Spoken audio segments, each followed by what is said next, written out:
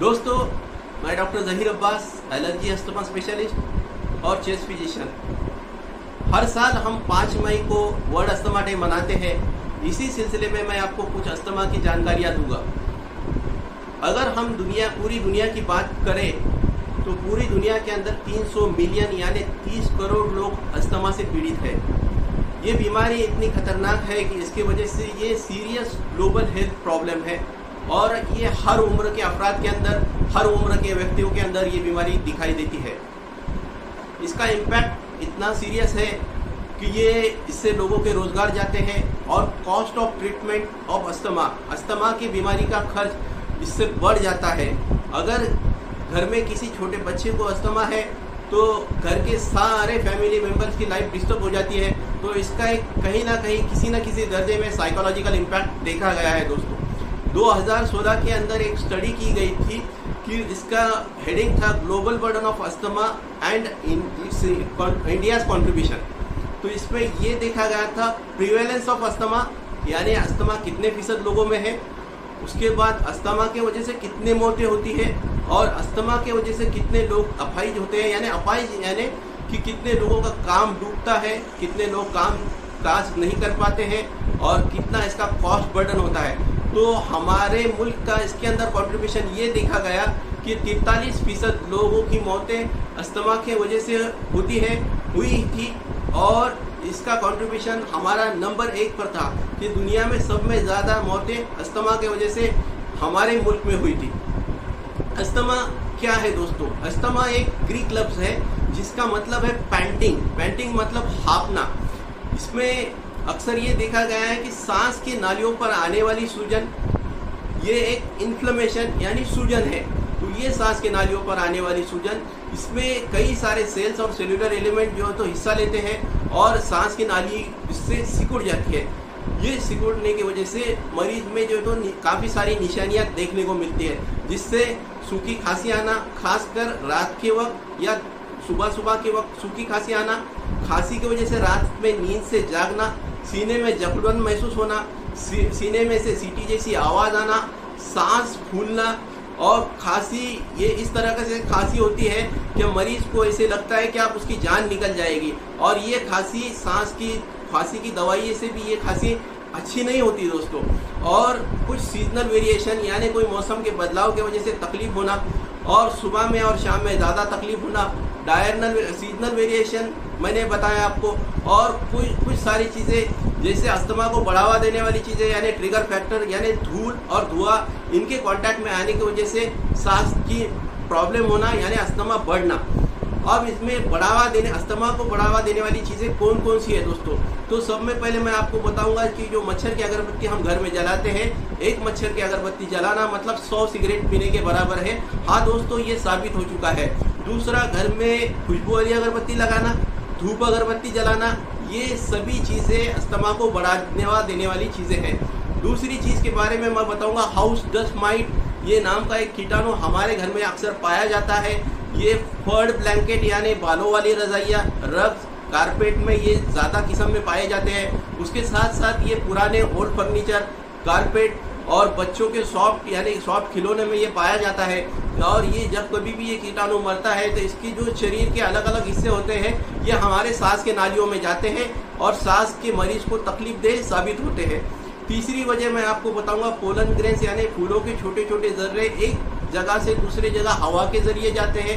ये एक मरतबा में सैकड़ों किलोमीटर का सफ़र तय कर सकते हैं। और इस दौरान में ये जब अगर एलर्जी के मरीज़ के कांटेक्ट में आते हैं तो एलर्जी के मरीज़ की वो सिम्टम्स बढ़ाएंगे यानी निशानियाँ उसके बढ़ाते हैं।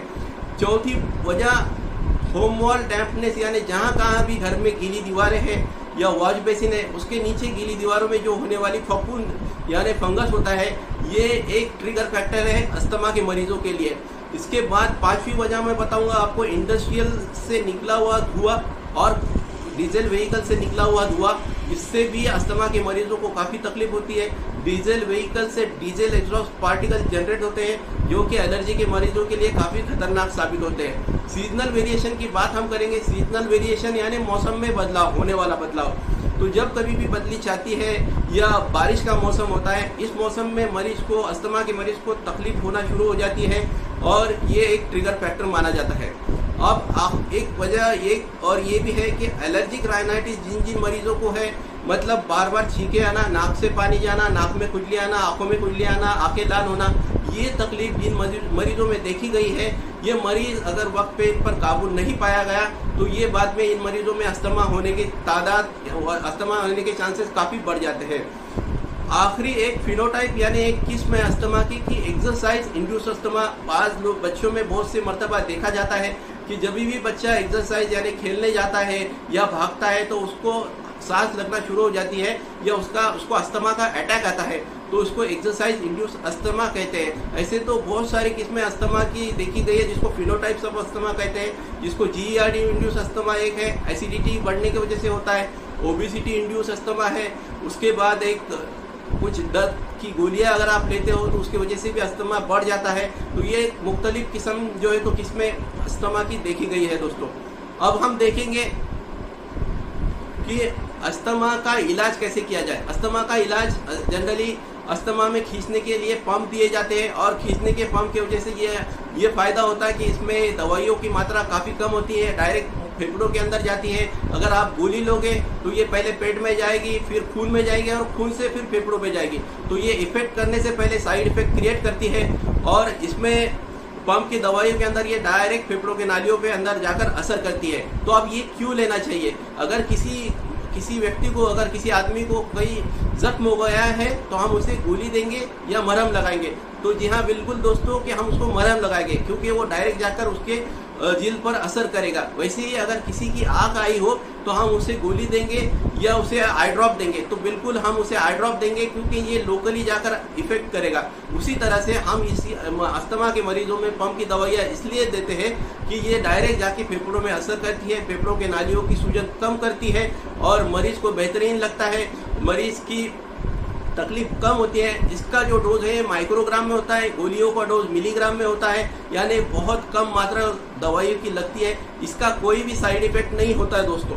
तो इसमें एलर्जिक, अभी हम देखेंगे कि एलर्जी, अस्थमा और कोविड-19 का ये सीजन है जिसमें ये कहा जा रहा है, अक्सर बातें सामने आ रही है कि उसमें ओरल कॉर्टिकोस्टेरॉइड नहीं लेना है, यानी मुंह से लेने वाली स्टेरॉइड की गोलियां इसमें हमको नहीं लेना है। ये बिल्कुल सही बात है दोस्तों। लेकिन अगर किसी को एलर्जिक राइनाइटिस है और ये मरीज को एलर्जिक राइनाइटिस है और उसको इंट्रानेजल स्टेरॉइड अगर आप दे रहे हो, नाक से खींचने वाला पंप अगर मरीज ले रहा है तो इसको आप बिल्कुल ले सकते हो, ये सेफ है।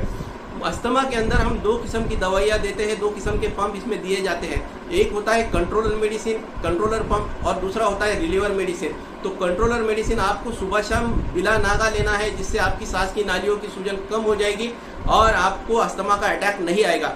इसके बाद भी अगर मरीज को अस्थमा का अटैक कभी भी आता है तो अस्थमा का मरीज रिलीवर मेडिसिन का पंप लेने के बाद उसको बेहतर महसूस कर सकता है।